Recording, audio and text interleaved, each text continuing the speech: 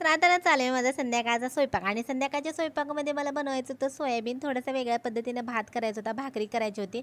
तर चहा पिलो होतं, चहाची थोडीशी भांडी होती, तर ती भांडी धुवून घ्यायला लागली होती मी आणि नंतर काय केलं तर मी लोखंडाच्या कढईमध्ये पाणी गरम करून सोयाबीन पण भिजवून घेतलं होतं. आता सोयाबीन आपले छान भिजले होते, त्याला पिळून घ्यायचं होतं आणि नंतर मग सोयाबीन हे मोठे होते. आता छोटे असतात तर त्याला काही कट करायची गरज नाही. पण हा मोठा सोयाबीन कसा भिजल्यानंतर जास्तच मोठा होता, त्यामुळे मी त्याला चाकूने कट केलं आणि नंतर मग आता पटापट चालली होती स्वयंपाकाची तयारी आणि संध्याकाळचा स्वयंपाक तसा थोडासा म्हणजे असा कमीच असतो, जास्त वगैरे काही नसतं, लाईटच असतं. पण आज मी त्याच्यामध्ये भात ॲड केला होता.